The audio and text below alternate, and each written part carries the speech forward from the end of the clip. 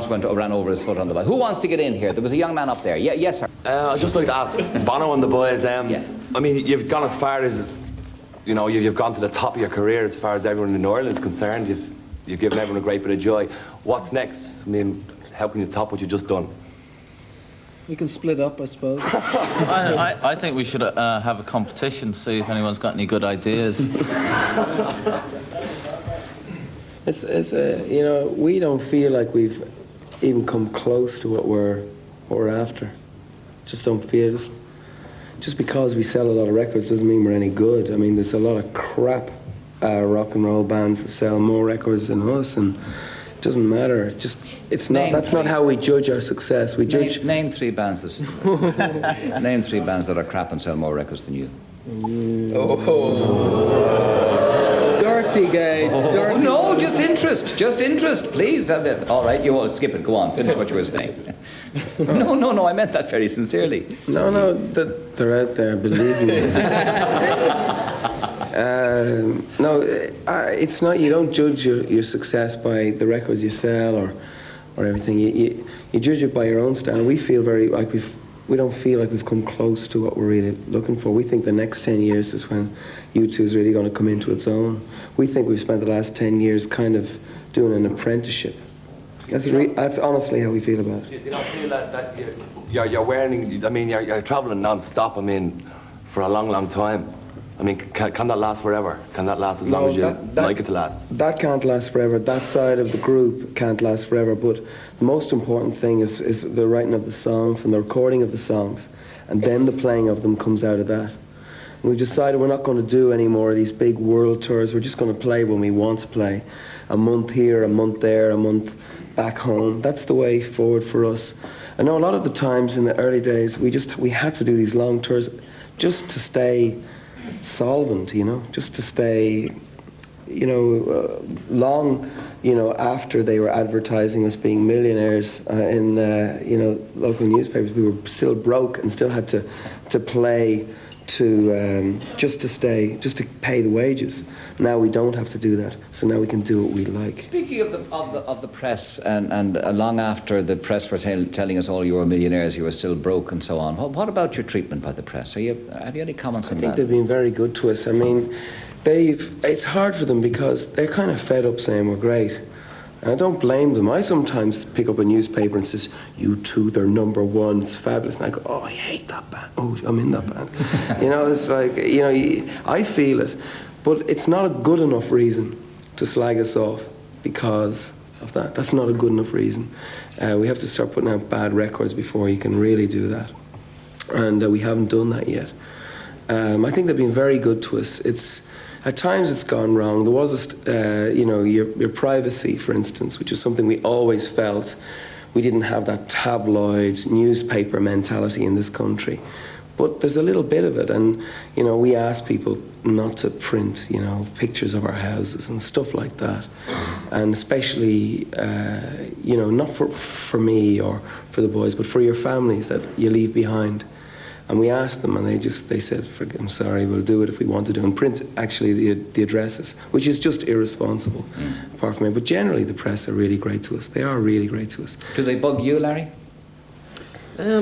You don't do interviews anymore. Well, no, I mean, I don't generally do interviews. You know, people sort of thought it was some sort of inferiority complex. It's just, I do now feel a lot more capable of talking to somebody in the press, but before, I felt that if you sit down with somebody and they got a tape recorder, they can take what you say and either use it for you or against you, and I found that difficult. These guys are more, I'm not being modest here, these guys are more articulate than I am. I work in straight lines and boxes, and I don't know how to work the press as such. I don't think these guys do either, but I just well, you know what I'm saying, like I just find it a little bit more difficult because I'm pretty straightforward. If you say things, if you're honest with people, they can take it and use it against you. So, You're amazed when it comes out as not what you said at all. that's sort of difficult to cope with. Yeah, you know. I just never said that. Yeah. So you just back off altogether. Or else you do say something, and then when it is printed, it comes out like you just sound like a complete jerk. And you say, well, I've obviously haven't mastered this particular area of my life. Maybe we should just leave it, you know. The press is a very strange thing because, in a sense, you ask it to judge you on the songs that you've written or on, in recent cases, this film that we've done, and yet they come back and say we don't reveal enough about ourselves.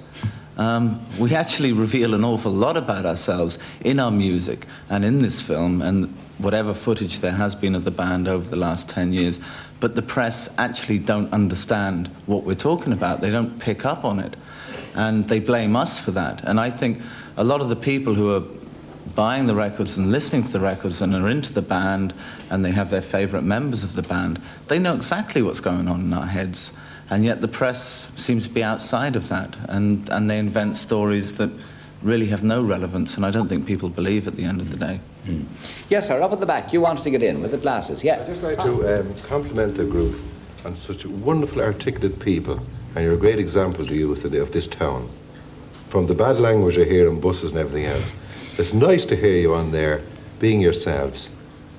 You should hear them when they're reading themselves. No, I must say, you know, concerning that sort of bad language on the buses, I think, you know, really those people should piss off. And, they're a disgrace to Ireland, and particularly to Dublin in the millennium year, may I add. Yes. Now that I've complimented you first, Bono.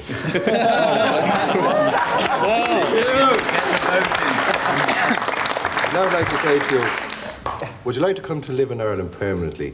And would the wealth that you've accumulated be any benefit to our economy? We do live here. I mean, we've no problem paying taxes. Very proud to pay tax in Ireland, even if they're higher than they are anywhere else. Would this not be a feature of one of the reasons why you wouldn't come here to live permanently, Bono? No, we do live here permanently. Oh, you do? I do. I have a bed in Gayborn's dressing room. I live there. It's all there. The bike is parked outside. I'm not joking you. We do actually live in Ireland, and we want to. It's not. We're not forced I'm a to. bit old for pop. Do you live here? I'm a great fan of yours. You're marvellous. He does live here. That man does. You do. You live here. You definitely live here, Of course yeah? he does, yeah. Grand. Yes. Yes, lad, sorry. What? I just want to know, could you say at this point in time, what is the ultimate goal you have for your lives? In 25 years' time, would you be happy to see yourself like Cliff Richard still in the business? Or is there something that you want to say? I'd love to know how to roller skate. It's one thing. Somebody tell a joke. Yeah. What's wrong with being Cliff Richard? I think he's a great man. Great guy. No, Still in there. No, I do. I actually do have a lot of respect for Cliff Richard. It's his music. That's. I think there's a difference here in what you're talking about. I think Cliff is part of the entertainment industry, and he feels comfortable doing that, and he's playing the Royal Albert Hall or whatever. He's an entertainer. I think what's much more important to a band like U2 is music and the root of the music and keeping that feeling alive, which in Irish terms would be something that the Dubliners have achieved. For us, in rock and roll terms, it would be something like Keith Richards or Bob Dylan has achieved, where these people are still hungry, they're still aggressive about their music, and that's what we want in 10 years' time. That's